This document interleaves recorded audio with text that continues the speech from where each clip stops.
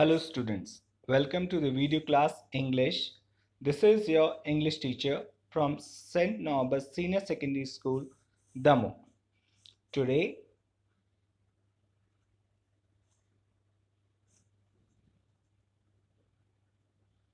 we are taking class 12th poetry number 5, Aunt Jennifer's Tiger, composed by Adrian Rich. So let us take the first stanza.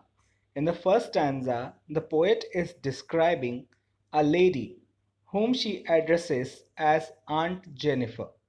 She says that Aunt Jennifer is doing embroidery on a piece of cloth, which could be a tablecloth or a wall hanging. She has designed it with beautiful tigers which are running fearlessly in the green forest. She has described their beauty by comparing them with a precious yellow stone known as topaz. She says that they appear bright yellow in the green backdrop of the forest. They are fearless and they are not affected by the presence of men. Here we can sense the contrast of behavior between the tigers and Aunt. Through the tigers designed by her are fearless, but she herself is afraid of her husband. Further, the poet says that tigers are proud and fearless citizens of the forest. They are very shiny and elegant. So, in the first stanza, the poet here describes a woman who is doing the embroidery, and his in her embroidery she is making the tigers. They are looking very beautiful, elegant, fearless in the embroidery on the backdrop of the green forest.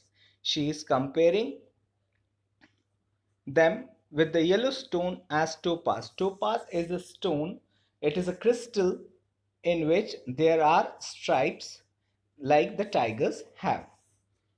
So here the contrast here is that she is afraid of her husband. Further, the poet says that the tigers are proud and fearless citizens of the forest. Even the tigers in the forest are fearless if there is men also. Moving on to the second stanza.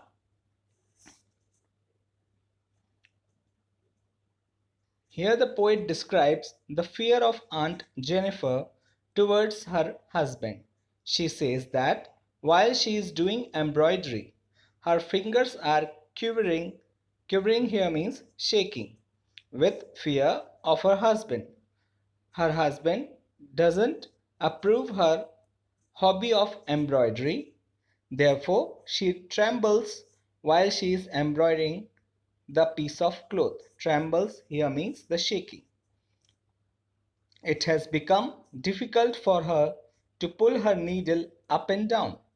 Then she describes the wedding ring which was given by uncle to Aunt Jennifer on their wedding day. She says that it is a kind of burden for her to wear this ring.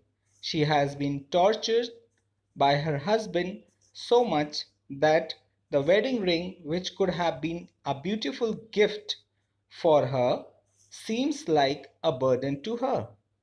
She has faced so many difficulties in her married life that the little ring is described as a heavy band on her trembling fingers. This means that the ring is associated with some bad experiences in the form of torture she has faced because of her husband's dominating behavior. So, here in the second stanza, we can see that the poet is describing Aunt Jennifer's pain, which is being created by her husband, by the domination of her husband. The husband do not like the hobby of Aunt Jennifer embroidery. So because of that fear, her fingers are trembling. Okay. extremely trembling. And the poet here describes that the ring, the wedding ring, which is a beautiful gift for a married couple. So here the beautiful ring is not so beautiful because it is just considered as a burden. Why it is considered as a burden here? Because of the torture of the husband of Aunt Jennifer, the domination upon her, upon his wife. Moving on to the third stanza,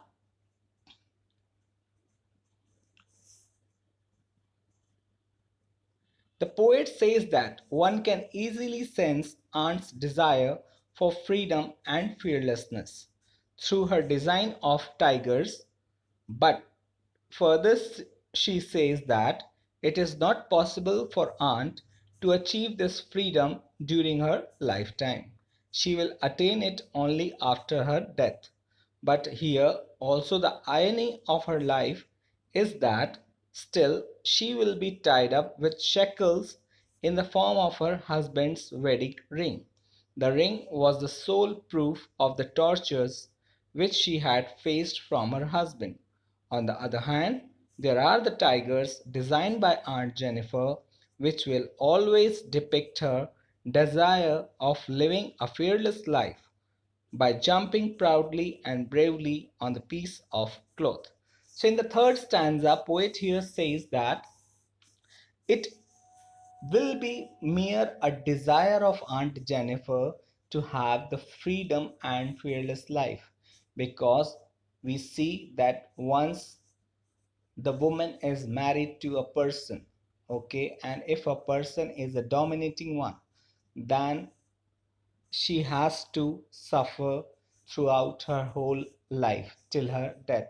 So poet here is saying that Aunt Jennifer's desire to get freedom will not be authentic here. She will get the freedom only after the after her death, and the wedding ring also be present in her hand till her death.